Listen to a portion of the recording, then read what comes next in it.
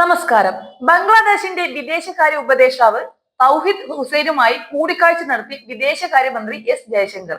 ഇരു രാജ്യങ്ങളും തമ്മിലുള്ള ഉഭയകക്ഷി ബന്ധങ്ങൾ ചർച്ച ചെയ്യുന്നതിനും ബിംസ്റ്റെക്കുമായി ബന്ധപ്പെട്ട കാര്യങ്ങളുമാണ് കൂടിക്കാഴ്ചയിൽ വിഷയമായത്.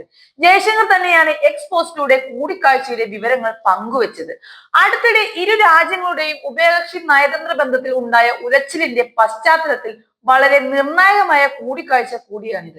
ബംഗ്ലാദേശ് ഇടക്കാല സർക്കാരിന്റെ വിദേശകാര്യ ഉപദേഷ്ടാവ് MD തൗഹിദ് ഹുസൈനെ കണ്ടു. ഞങ്ങളുടെ ഉഭയകക്ഷി ബന്ധത്തെ കേന്ദ്രീകരിച്ചായിരുന്നു ചർച്ച. കൂടാതെ ബിംസ്റ്റെക്കും വിഷയമായി എന്ന് ജയശങ്കർ പറയുന്നു. ഔദ്യോഗിക വെബ്സൈറ്റ് പ്രകാരം 1997 ജൂൺ 6 ബാങ്കോക്ക് പ്രഖ്യാപനത്തിൽ ഒപ്പുവെച്ചുകൊണ്ട് സ്ഥാപിതമായ ഒരു പ്രാദേശിക സംഘടനയാണ് bay of Bengal initiative four multi sectoral technical and economical corporation. തുടക്കത്തിൽ ബിംസ്റ്റീസ് അഥവാ ബംഗ്ലാദേശ്, ഇന്ത്യ, ശ്രീലങ്ക, തായ്ലൻഡ് സാമ്പത്തിക സഹകരണം എന്നറിയപ്പെട്ടിരുന്ന ഈ സംഘടന ഇപ്പോൾ ബിംസ്റ്റെക് എന്നറിയപ്പെടുന്നു. 1997 ഡിസംബർ 22 മ്യാൻമാറും 2004 ഫെബ്രുവരിയിൽ ഭൂട്ടാനും നേപ്പാളും ചേർന്നതോടെ 7 അംഗരാജ്യങ്ങളും ഇതിൽ ഉൾപ്പെടുന്നു. Bangladesh, India, Sri Lanka, Thailand, Myanmar, Bhutan, Nepal എന്നിവയാണത്. അടുത്ത ബിംസ്റ്റെക് ഉച്ചകോടിയുടെ അധ്യക്ഷൻ ബംഗ്ലാദേശ് ആണ്. ഈ വർഷം ഏപ്രിൽ 2 മുതൽ 4 വരെ ബാങ്കോക്കിലാണ് ഈ ബിംസ്റ്റെക് ഉച്ചകോടി നടക്കുക. ഉഭയകക്ഷി ബന്ധം കൂടുതൽ വഷളാകാതിരിക്കാനുള്ള ശ്രമങ്ങളുടെ ഭാഗമായി ഒമാനിൽ നടക്കുന്ന ഇന്ത്യൻ മഹാസമുദ്ര സമ്മേളനത്തോടനുബന്ധിച്ചാണ് ഹുസൈൻ ശങ്കറുമായി ജയശങ്കർ കൂടിക്കാഴ്ച നടത്തിയെന്നാണ് വിലയിരുത്തൽ. നേരത്തെ വിവിധ വിഷയങ്ങളുടെ സ്വാധീന ഫലമായി അയൽ രാജ്യങ്ങൾ തമ്മിലുള്ള ബന്ധത്തിൽ വിള്ളൽ വീണിരുന്നു.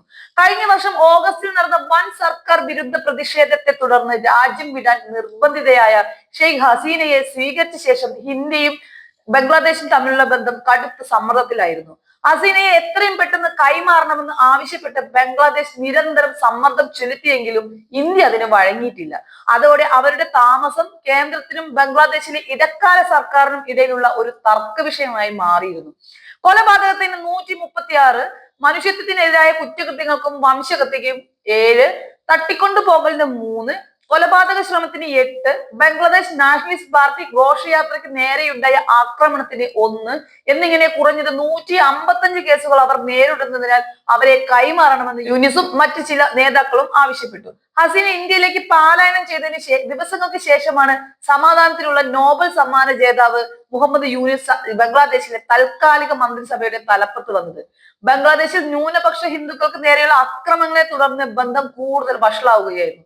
അതിനിടെയാണ് ഇരുവരുടെയും കൂടിക്കാഴ്ച. ഹസീനയുടെ രാജിയെ തുടർന്ന് ബംഗ്ലാദേശിൽ നിരവധി ഹിന്ദു ക്ഷേത്രങ്ങളും വീടുകളും നശിപ്പിക്കപ്പെട്ടതിൽ ന്യൂഡൽഹി ശക്തമായ ആശങ്ക പ്രകടിപ്പിച്ചിരുന്നു. ഇന്ത്യയുടെയും ഒമാനിന്റെയും വിദേശകാര്യ മന്ത്രാലയങ്ങൾ സംയുക്തമായി സംഘടിപ്പിച്ച 8ാമത് ഇന്ത്യൻ മഹാസമുദ്ര സമ്മേളനത്തോടനുബന്ധിച്ചായിരുന്നു ഈ കൂടിക്കാഴ്ച. വ്യത്യസ്ത ഷെഡ്യൂളുകൾ ഉള്ളതിനാൽ സെപ്റ്റംബർ 21 യൂനിസ് മോദിയെ ന്യൂയോർക്കിൽ കാണില്ലെന്ന് ഹുസൈൻ പറഞ്ഞിരുന്നു. എന്നിരുന്നാലും 2 അയൽരാജ്യങ്ങൾ തമ്മിലുള്ള ബന്ധം മെച്ചപ്പെടുത്തുന്നതിനായി ജയശങ്കറുമായി ഒരു ഉഭയകക്ഷി കൂടിക്കാഴ്ച നടത്തുമെന്ന് അദ്ദേഹം പറഞ്ഞതായി മാധ്യമങ്ങൾ റിപ്പോർട്ട് ചെയ്തു.